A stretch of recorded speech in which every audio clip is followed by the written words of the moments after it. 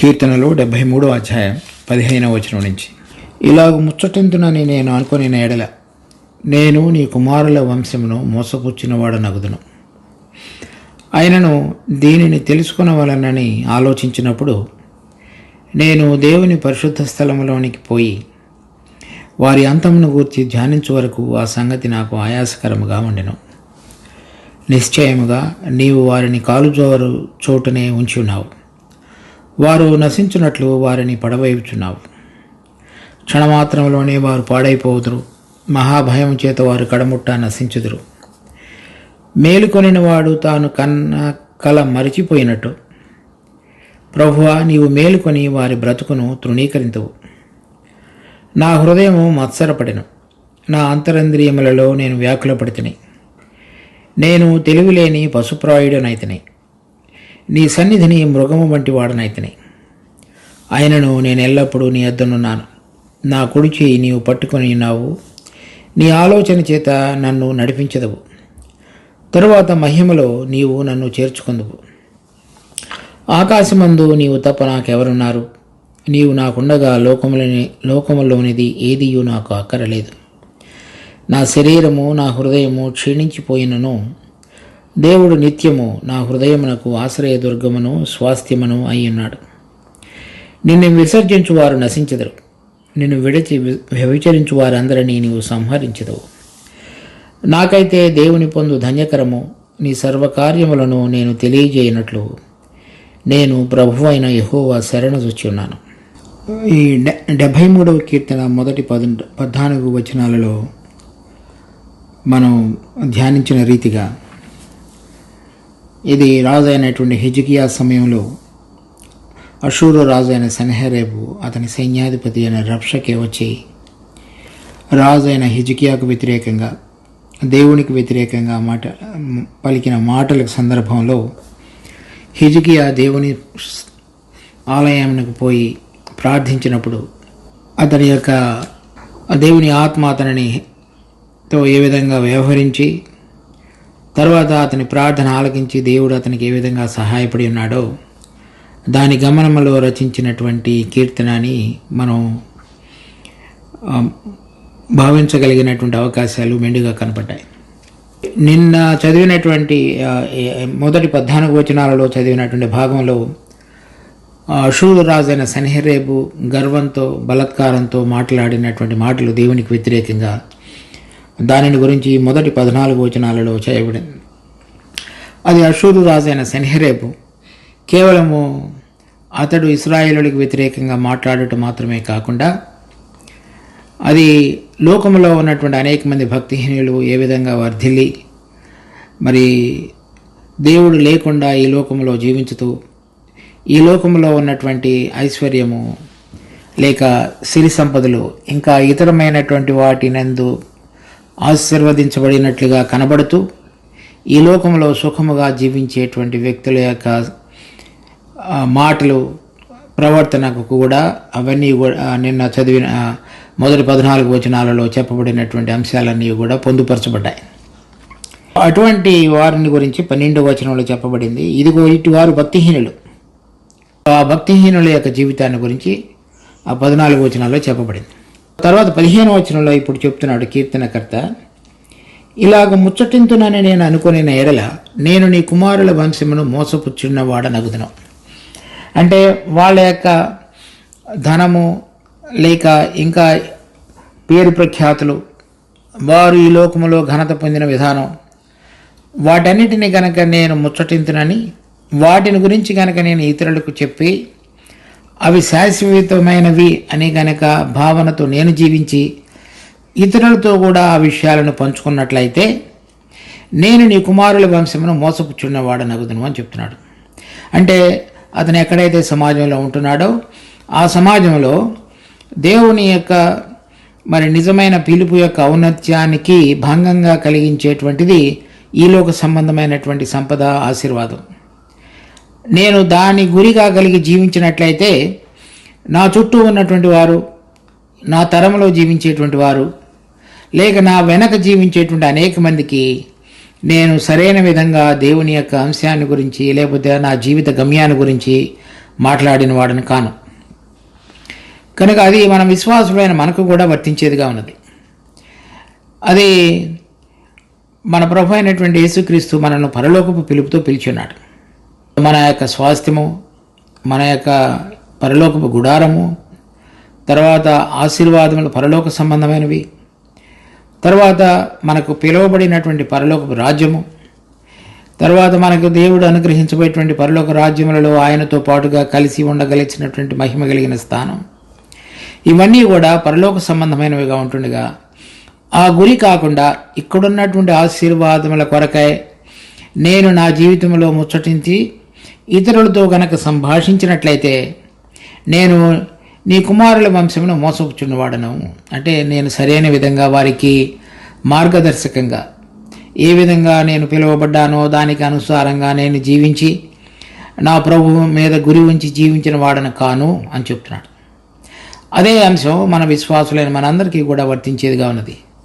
కనుక విశ్వాసులంగా పిలువబడ్డ మనందరం కూడా దేని కొరకై పిలువబడ్డామో దాన్ని గుర్తిరిగి ఆ విధంగా కనుక జీవించకపోయినట్లయితే మన చుట్టూ ఉన్నటువంటి అనేక మంది విశ్వాస సముదాయానికి మనం సరైన విధంగా ఒక గురిని లేక ఉదాహరణను మిగిల్చిన వారముగా ఉండము. దేవుడు దానిని కూడా పరిగణనలోనికి తీసుకునేవాడుగా ఉంటాడు. 17వ వచనంలో, నేను దేవుని పరిశుద్ధ స్థలములోనికి పోయి వారి అంతమును గూర్చి ధ్యానించు వరకు ఆ సంగతి నాకు ఆయాస్కరంగా ఉండెను. కనుక వారు ఈ విధంగా మాట్లాడుతున్నారు కాబట్టి, లేక ఈ లోకములో వారు జయించిన వారుగా లేక ధనంను కూర్చుకుని వారుగా ఎంతో పేరు ప్రఖ్యాతులు కలిగిన వారుగా కనబడుతున్నారు కాబట్టి వారి అంతమును గురించి నేను ధ్యానించవలనని అది నాకు సరైన విధంగా తెలియపరచబడేటంత వరకు నా హృదయంలో ఆయాస్కరంగా ఉన్నదని చెప్తున్నాడు. చూడండి, యెషయా గ్రంథం 37వ అధ్యాయం 21వ వచనం. అంతటా ఆమోజు కుమారుడైన యెషయా హిజ్కియా యొద్దకు ఈ వర్తమానము పంపెను. ఇశ్రాయేలీయుల దేవుడకు యెహోవా సెలవిచ్చినదేమనగా, అషూరు రాజైన సెనహెరీబు ఈ విషయమందు నీవు నా ఎదుట ప్రార్థన చేసితివే, అతని గూర్చి యెహోవా సెలవిచ్చు మాట ఏదనగా, సియోను కుమారి అయిన కన్యక నిన్ను దూషణ చేయుచున్నది, ఆమె నిన్ను అపహాస్యము చేయుచున్నది. తర్వాత 23వ వచనంలో, నీవు ఎవరిని తిరస్కరించితివి, ఎవరిని దూషించితివి, నీవు గర్వించి ఎవరిని భయపెట్టితివి, ఇశ్రాయేలు పరిశుద్ధ దేవునివే గదా, నీ దూతల చేత యెహోవాను తిరస్కరించి నీవు ఇలాగు పలికితివి. ఆ విధంగా అషూరు రాజు అయిన సెనహెరీబు మరి ఇశ్రాయేల్ యొక్క పరిశుద్ధ దేవుడైన యెహోవాను ఏ విధంగా తిరస్కారంతో మాట్లాడి ఉన్నాడు, అవన్నీ కూడా దేవుడు మరలా హిజ్కియాకు గుర్తు చేసి అషూరు రాజు విషయంలో ఏం చేయబోతున్నాడో చెప్పినాడు. అదే అధ్యాయంలో 34వ వచనంలో, ఈ పట్టణంలోనికి రాక తాను వచ్చిన మార్గముననే అతడు తిరిగిపోను, ఇదే యెహోవా వాక్కు, నా నిమిత్తమును నా సేవకుడైన నా దావీదు నిమిత్తమును నేను ఈ పట్టణమును కాపాడి రక్షించుదును. అంతటి యెహోవా దూత బయలుదేరి అషూరు వారి దండుపేటలో 185,000 మందిని మొత్తెను. ఉదయమున జనులు లేవగా వారందరూ మృత కళేవరములుగా ఉండిరి.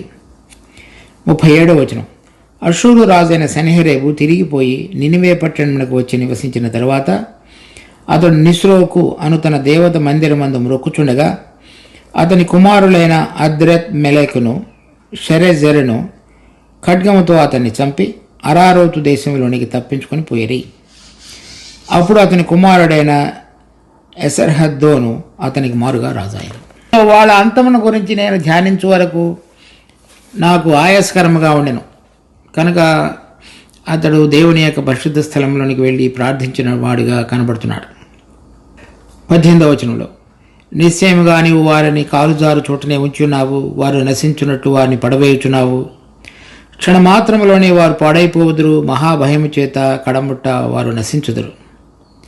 మేలుకొనిన వాడు తాను కన్న కల మరిచిపోవునట్టు ప్రభువా నీవు మేలుకొని వారి బ్రతుకును తృణీకరించదువు. ఇప్పుడు అషూరు రాజైన సెనహెరీబు విషయంలో అదే జరిగింది. అలాగే అవిశ్వాసులుగా ఉంటూ ఈ లోకంలో నశించిపోతున్నటువంటి అనేక మంది విషయంలో కూడా ఈ లోకంలో వాళ్ళు చక్కగా ఘనత వహించినట్లుగా, పేరు ప్రఖ్యాతులు కలిగిన వారుగా, ధనము సమకూర్చుకునే వారుగా, మరి ఏమాత్రము ఈ లోక సంబంధమైన భయం లేకుండా జీవించేవారుగా ఉంటున్నప్పటికీ వారి యొక్క అంతము క్షణమాత్రములోనే వారు పాడైపోవద్దని చెప్తున్నాడు. ఇదే అంశాన్ని కీర్తనలు 49వ అధ్యాయంలో కూడా మనం చూడవచ్చు. 12వ వచనం, ఘనత వహించిన వాడైనను మనుషుడు నిలవజాలడు, వారు నశించు మృగములను పోలినవాడు. 14వ వచనం, వారు పాతాళంలో మందగా కూర్చబడుదురు, మరణము వారికి కాపరియను. అంటే చనిపోయిన తర్వాత వెళ్ళేటువంటి స్థలం పాతాళము. అక్కడ వారిని కాపలి కాసి వారి యొక్క సంరక్షణలో ఉంచేటువంటి కాపరి మరణం. కనుక ఆ మరణం యొక్క బంధకాలు తొలగించబడినటువంటి విధంగా వారు విశ్వసించితేనే కానీ దానిలో నుంచి బయటికి రాలేరు అని చెప్తున్నాడు. తర్వాత 14వ వచనంలోనే రెండవ ఆఖరి భాగంలో, వారి స్వరూపములు నివాసం లేనివై పాతాళంలో క్షయమైపోవును. వారు ఆ విధంగా ఒక క్షణంలోనే నశించిపోయేవారుగా ఉన్నారు. కనుక వారిని గురించి చెప్తున్నాడు 16వ వచనంలో, ఒకడు ధన సంపన్నుడైనప్పుడు వాని ఇంటి ఘనత విస్తరించినప్పుడు భయపడకము. వారు చనిపోయినప్పుడు ఏమీ కొనిపోడు, వాని ఘనత వాని వెంట దిగదు. వారు ఎటువంటి వారైనప్పటికీ ఈ లోకంలో రాజులుగా కానీ లేక ప్రధానమంత్రులుగా కానీ గొప్ప గొప్ప పేరు ప్రఖ్యాతులు కలిగి అనేకమైనటువంటి విధ రంగాలలో ప్రఖ్యాతిగాంచిన వారైనప్పటికీ కూడా ఇక్కడ వారి ఘనత వారి వెంట దిగదు. సో అక్కడికి వెళ్ళిన తర్వాత ప్రతి ఒక్కరూ దేవుని సన్నిధిలో ఏ విధంగా తీర్పులోని తీసుకొని రాబడతారో అక్కడ దేవుడు చూచేటువంటిది, లేకపోతే తీర్పు తీర్చడానికి వారందరినీ సిద్ధపరిచేటువంటి వేదిక వేరైనదిగా ఉంటుంది. సో అదే విషయాన్ని మనం చదువుతున్నటువంటి 73వ కీర్తనలో కూడా చూస్తాం. కీర్తనలు 73, 21వ వచనం, నా హృదయము మత్సరపడెను, నా అంతరింద్రియములలో నేను వ్యాకులపడితిని. నేను తెలివిలేని పశుప్రాయుడనైతిని, నీ సన్నిధిని మృగము వంటి వాడనైతిని. వాళ్లకు కలిగినటువంటి సంపద, ఘనత, పేరు లేక బలము వీటన్నిటిని బట్టి నా హృదయం ఎంతగానో మత్సరపడింది. నా అంతరంద్రియములలో నేను వ్యాకులు పడుతున్నాయి. ఇక్కడ రెండు విషయాలు మరి కీర్తనకర్త చెప్తున్నాడు. ఒకటి హృదయం, రెండవది అంతరింద్రియాలు.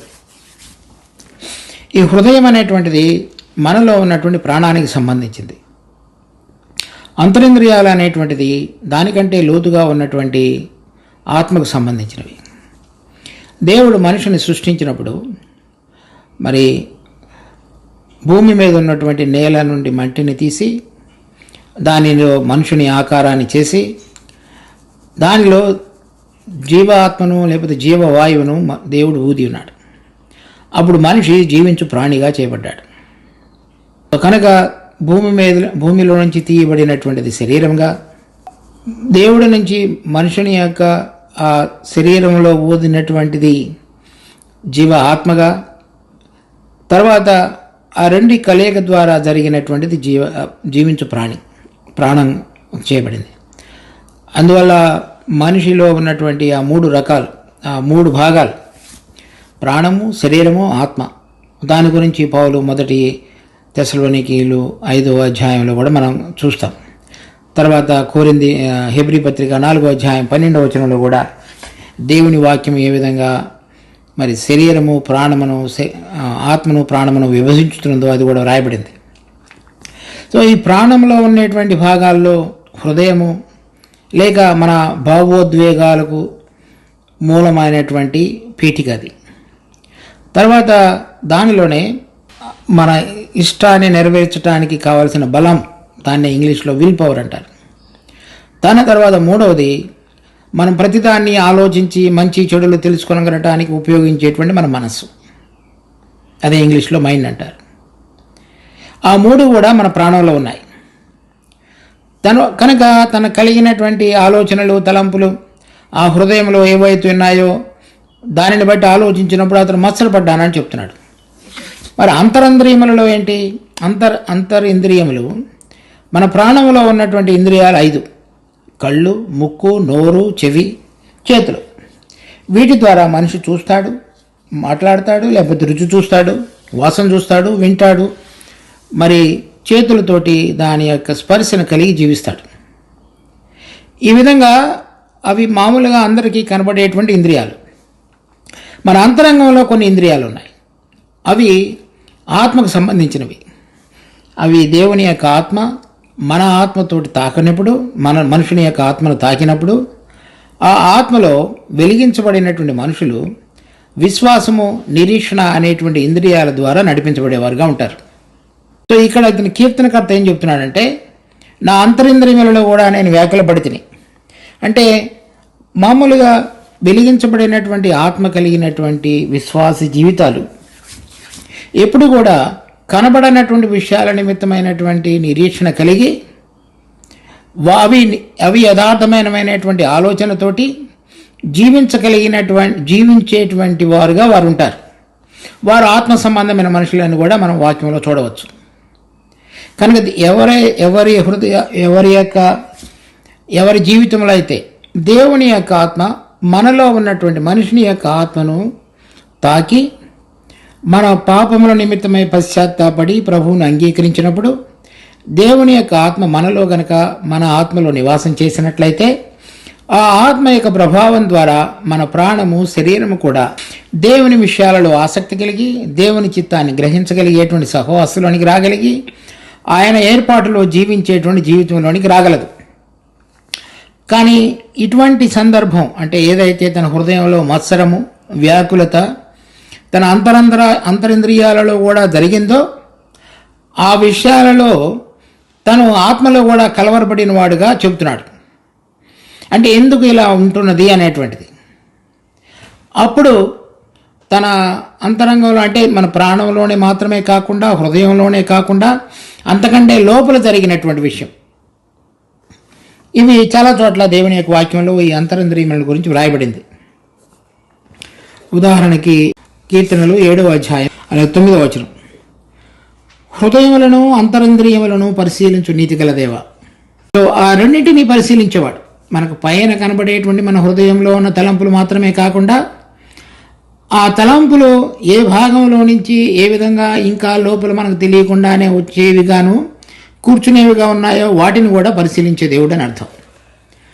తర్వాత కీర్తనలు 16వ అధ్యాయం 7వ వచనం, నాకు ఆలోచనకర్త అయిన యెహోవాను స్తుతించెదను. అది మన ఆలోచనలు, మన హృదయంలో, మన మనసులో జరిగించేటువంటి విషయాలు. రాత్రి గడియలలో నా అంతరింద్రియము నాకు బోధించుచున్నది. అంటే నాలో ఉన్నటువంటి విశ్వాసము దేవుడి వైపు చూడమని నన్ను హెచ్చరించుచున్నది అని ఈ కీర్తనకర్త ఇక్కడ చెప్తున్నాడు. తర్వాత కీర్తనలు 139వ అధ్యాయం 13వ వచనం, నా అంతరింద్రియములను నీవే కలుగజేస్తవి, నా తల్లి గర్భమందు నన్ను నిర్మించిన వాడు నీవే. సో ఈ అంతరింద్రియములంటే దేవునితోటి సంబంధం కలిగి దేవుని విషయాలను గ్రహించడానికి పనికి రాగలిగిన విధంగా దేవుడు మనిషిలో సృష్టించినటువంటి సృష్టిలో భాగం. అది ప్రతి మనిషిలో ఉంటుంది. ఎవరిలో అయితే దేవుని యొక్క ఆత్మ వాళ్ళ యొక్క అంతరింద్రియాలను తాకి దేవుని యొక్క ఆత్మలోనికి సంబంధంలోనికి రాగలిగిందో వాళ్ళు ఆత్మానుసారంగా దేవుడు కోరిగా పరలోక సంబంధంగా విషయాలను గ్రహించి చక్కగా దేవుని ఏర్పాటులో జీవించగలగటానికి తోడ్పడేటువంటి సహాయకారిగా దేవుడు తన ఆత్మను మన అంతరింద్రియాలలో పనిచేసేటువంటి విధంగా ఉంచున్నాడు. ఇక్కడ మనం చూసినటువంటి ఈ కీర్తనలలో ఈ 73వ అధ్యాయం 21వ వచనంలో నా అంతరింద్రియములలో నేను వ్యాకులు పడుతున్నాను. అంటే మామూలుగా కనపడేదే కాకుండా లోపల కూడా నేను ఎంతగానో కలత చెందాను అని చెప్తున్నాడు. 22వ వచనం, నేను తెలివి లేని పశుప్రాయుడినైతేనే నీ సన్నిధిని మృగము వంటి వాడనైతే. మరి నేను ఎప్పుడైతే ఒక మనిషిలో దేవుని ఆత్మ మనలో ఊదబడి ఉండగా ఆ ఆత్మ దేవుని విషయమైనటువంటి స్పర్శ లేకుండా కనుక జీవించినట్లయితే ఆ మనిషి యొక్క వ్యక్తి యొక్క జీవితము మృగంతో సమానం. ఎందుకంటే దేవుడు జీవాత్మను జీవవాయువును మనలో ఊది మనలో అంతరింద్రియములను కలుగజేసి వాటి ద్వారా దేవునితో సంబంధం కలిగి ఉండాలని కోరుతున్నాడు. కనుక సృష్టిలో ఉన్నటువంటి పశువులు, మృగములు వీటన్నిటిలో కూడా ఆ జీవవాయువు ఊదబడలేదు. మనిషికి పశువులకి కలిగినటువంటి వ్యత్యాసం అది మనం గమనించాలి. ఎవరిలో అయితే జీవవాయువు ఊదబడి ఉన్నప్పటికీ ఆ జీవవాయువు మనిషి చేసినటువంటి పాపాన్ని బట్టి దేవునితో సంబంధం లేకుండా ఉన్న జీవితంలో జీవించుతున్నట్లయితే ఆ మనిషి యొక్క జీవితము పశుప్రాయుడిగా ఉంటుంది.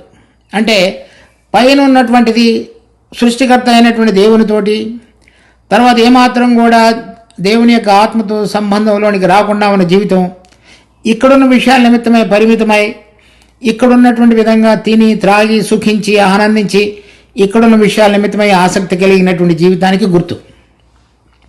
ఎవరిలో అయితే అంతరింద్రియములు కలుగు చేయబడిన తరువాత అవి దేవుని యొక్క ఆత్మచేత తాకబడి వెలిగించబడి ఆయనతోటి సంబంధంలోనికి రాగలిగి పరలోక సంబంధమైన విషయాలను చూడగలుగుతుందో, వినగలుగుతుందో, స్పర్శించగలుగుతుందో, అటువంటి అనుభవంలోనికి రాగలిగినట్టయితే నిజమైన విధంగా మనిషి యొక్క జీవితం ఒక సార్థకతను పొందినట్లు. అలా కాని జీవితాలు అన్నీ కూడా మృగంతో నేను మృగమును పోలిన వాడనైతేనని చెప్తున్నాడు. అంటే దేవుడు నన్ను ఎందుకు సృష్టించాడో, ఆయనకు ఉద్దేశం ఏమైనదో, నేను ఈ లోకాన్ని విడిచిన తర్వాత ఎక్కడికి వెళతానో, ఆయనతో పాటు ఉంటానో, ఆ విషయాలన్నిటినీ కూడా మనిషి ఏమాత్రం కూడా పరిగణనలోనికి తీసుకొనికోకుండా ఈ లోకంలో వారికే జీవించినట్లయితే అది ఎంతో దౌర్భాగ్యకరమైనటువంటి జీవితమేనని మరి పౌలు మొదటి కోరింది 15వ అధ్యాయం 19వ వచనంలో చెప్తున్నాడు. ఈ జీవిత కాలం మట్టుకే మనము క్రీస్తునందు నిరీక్షించిన వారమైన ఎడల మనుషులందరికంటే దౌర్భాగ్యులమైందుము. ఇక్కడ మనం చదివినటువంటి భాగంలో 22వ వచనంలో నేను తెలివిలేని పశుప్రాయుడనైతిని, నీ సన్నిధిని మృగము వంటి వాడనైతిని. కనుక ఎప్పుడైనా సరే మన విశ్వాస జీవితంలో మన అంతరింద్రియములు వెలిగించబడి మనలో ఉంచబడినటువంటి ఆత్మలో దేవుని యొక్క ఆత్మ ద్వారా సహవాసంలోనికి రాగలిగి ఆయన ద్వారా నడిపించబడినటువంటి అనుభవాన్ని కలిగి మనోనేత్రాలు వెలిగించబడి పరలోక సంబంధమైన పిలుపు యొక్క ఔన్నత్యాన్ని గనక మనం మర్చిపోయి జీవించుతున్నట్లయితే ఆ జీవితాన్ని ఈ కీర్తనకర్త మృగము వంటి వాడనైతేనని దాని జీవితంతో పోలుస్తున్నాడు. కనుక విశ్వాసులు అటువంటి విధంగా జీవించేవారుగా ఉన్నారు. చాలామంది విశ్వాసులుగా ఉండి పరలోక సంబంధమైనటువంటి గురి లేకుండా జీవించే జీవితాలు కలిగిన వారుగా ఉన్నారు. అది ఎంతో దుఃఖకరమైనటువంటిది. మనము పిలిచిన పిలుపు వల్ల కలిగినటువంటి ఔన్నత్యాన్ని మనం గుర్తెరగాలి. పరలోక సంబంధమైన పిలుపులో పాలు పొందిన పరిశుద్ధులారా అని పౌలు రాస్తున్నాడు. కనుక దాని విలువను మనం గుర్తెరగాలి. 23వ వచనం, ఆయనను నేను ఎల్లప్పుడూ నీ యొద్దనున్నాను, నా కుడి చేయి నువ్వు పట్టుకుని ఉన్నావు. మనం అంతరింద్రియములలో వ్యాకులపడి అటు ఇటుగా ఊగిసలాడుతూ పడిపోయేటువంటి స్థితిలోనికి వస్తున్నప్పుడు దేవుడు తన కనికరాన్ని చూపించి మనల్ని పట్టుకుని మరలా లేవనెత్తేవాడుగా ఉన్నాడు. అది ఎంతగా దేవుని యొక్క కృపా మహదేశ్వర్యమైనది.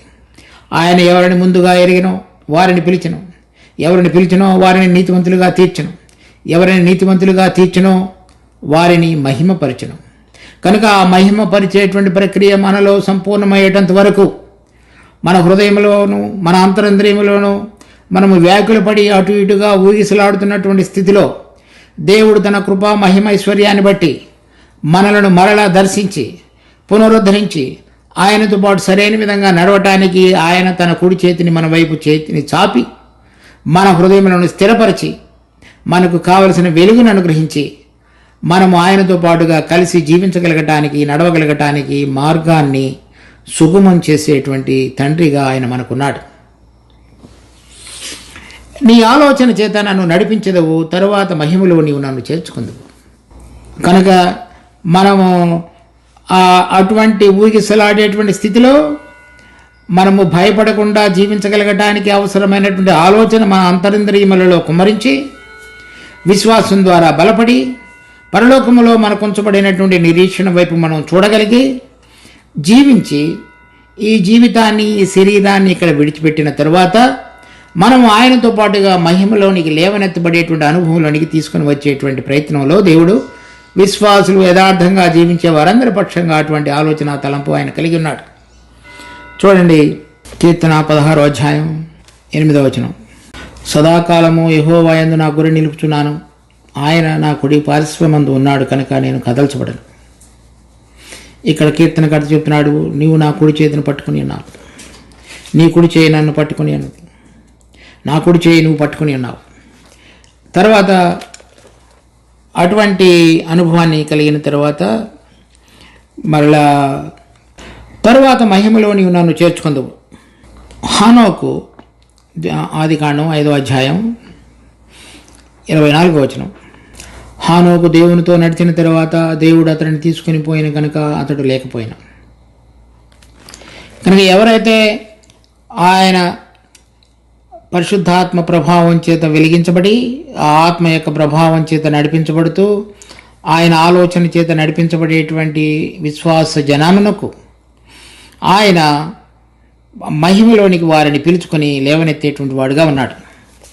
అదే అంశాన్ని పౌలు కూడా రాస్తున్నాడు. చూడండి, 2 కొరింథీ 4వ అధ్యాయం 16వ వచనం నుంచి. కావున మేము అధైర్యపడము, మా బాహ్య పురుషుడు కృషించుచున్నను అంతర్య పురుషుడు దినదినము నూతనపరచబడుచున్నాడు. ఈ అంతరింద్రియములలో వ్యాకులు పడటం అన్న అంతర్య పురుషుడు దినదినము నూతనపరచబడటం అన్న ఒకటే అర్థం.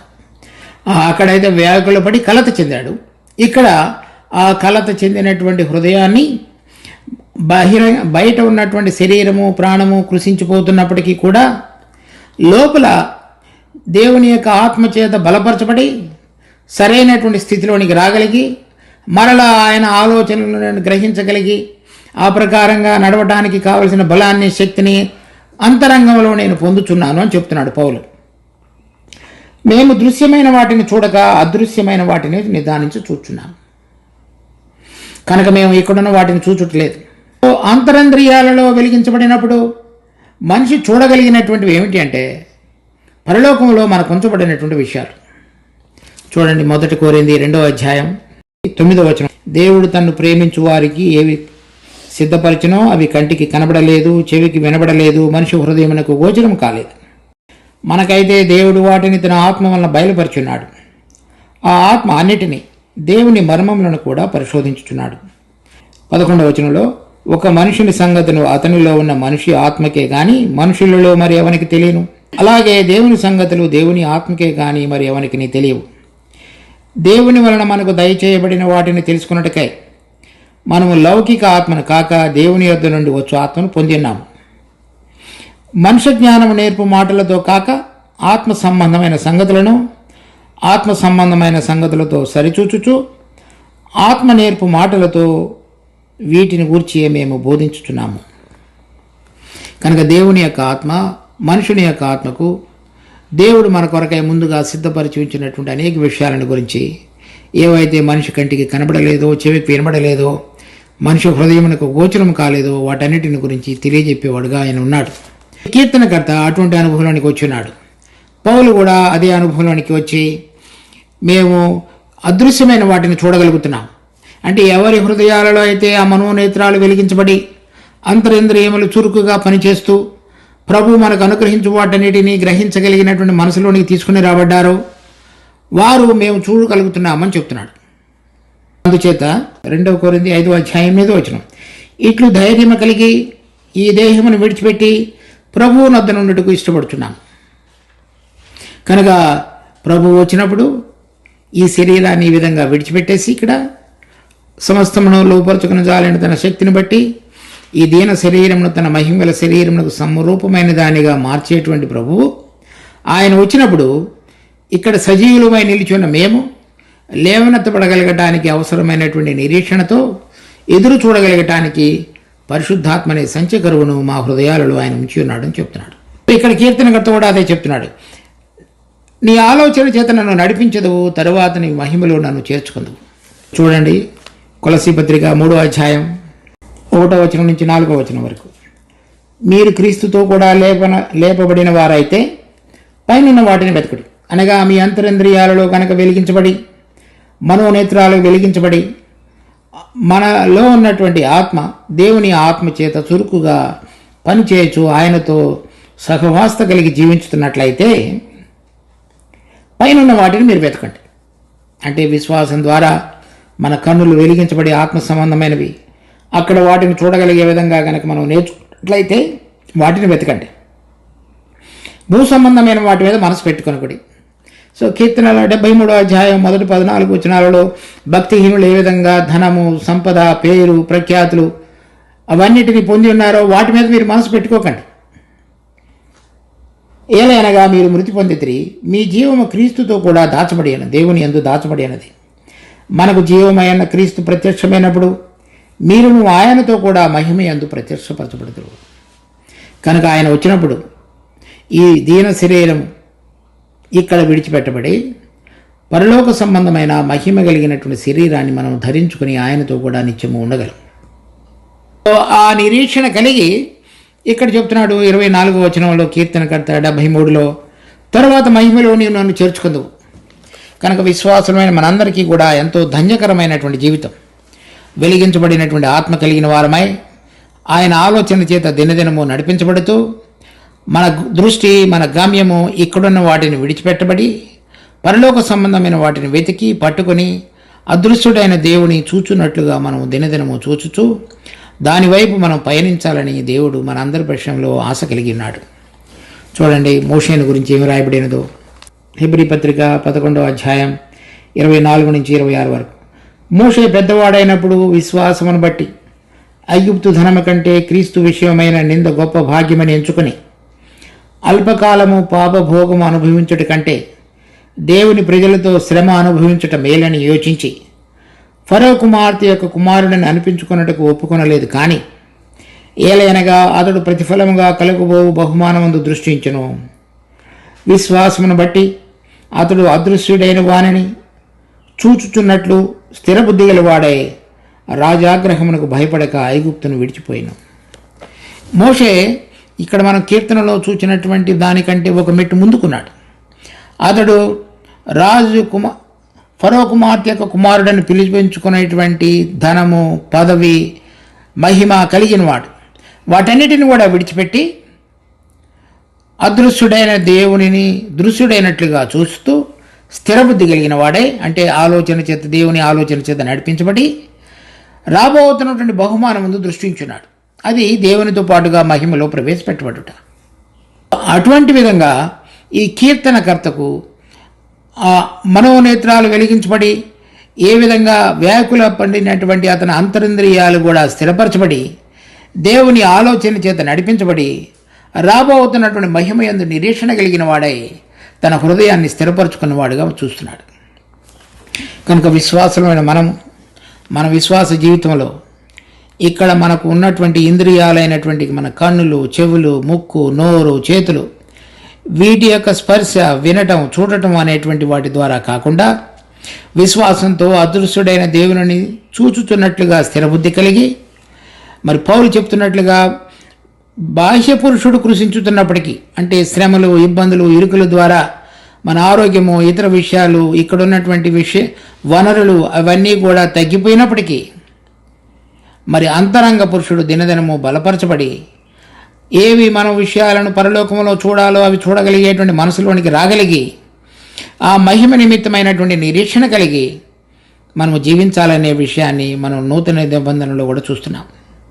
కీర్తన 73వ అధ్యాయం 25వ వచనం. ఆకాశమందు నీవు తప్ప నాకెవరున్నారు, నీవు నాకుండగా లోకంలోనిది ఏదియూ నాకు అక్కరలేదు. సో ఈ లోకంలో ఎప్పుడైతే మన కనులు ప్రకాశవంతమై పైన వాటిని మనం చూచుట అనేటువంటిది అభ్యాసం చేయగలుగుతామో అప్పుడు మనం చెప్పగలుగుతాం, ఈ లోకంలో నాకేది అక్కరలేదు. ఎందుకనగా ఇవన్నీ కూడా పౌలు ఫిలిప్పీ పత్రిక 3వ అధ్యాయంలో చెప్పబడినట్లుగా, మరి నేను ఇశ్రాయేలు వంశపువాడను, బెంజామిన్ గోత్రంలో పుట్టి ఉన్నాను, 8వ దినమున సున్నతి చేయబడ్డాను, ధర్మశాస్త్ర విషయమై అనింజుడనైతిని, అయితే ప్రభు అయిన యేసుక్రీస్తు యొక్క జ్ఞానం నిమిత్తము సమస్తమును నష్టముగాను పెంటగాను సమానముగా ఎంచుకున్నానంట. అంటే ఎవరిలో అయితే విశ్వాస జీవితంలో అటువంటి మరి చక్కటి మార్పు చెందినటువంటి అనుభవంలోనికి రాగలుగుతారో వారు ఆ విషయాన్ని చెప్పగలుగుతారు. ఈ లోకంలో నీవు నాకు తోడుగా ఉండగా ఏదీ అక్కరలేదు, ఆకాశమందు నీవు తప్ప నాకెవరున్నారు. కీర్తనకర్త 16వ అధ్యాయంలో కూడా మరి నా స్వాస్యము యెహోవాయే అని దావీదు చెప్పాడు. ఆయన రాజు అయ్యండి అనేక మంది శత్రువులను ఓడించినప్పటికీ, తనకు కలిగిన ఐశ్వర్యము, ఘనత, పేరు ఎంతో గొప్పదైనప్పటికీ నా యొక్క ఆనందము దేవుని యందు ఉన్నది.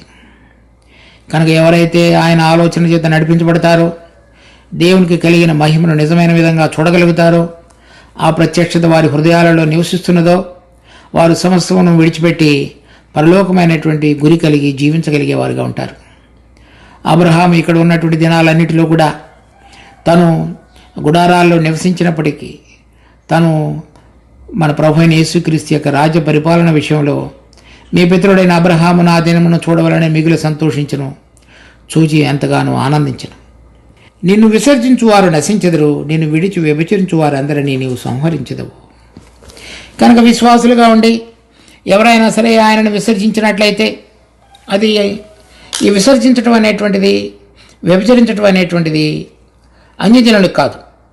అంతకు మునుపు చెప్పబడినటువంటి విషయాలన్నీ కూడా అన్యజనులకి. ఇక్కడ మరి వ్యభిచరించడం అనేటువంటిది లోకంతో స్నేహం చేయటం అనేది.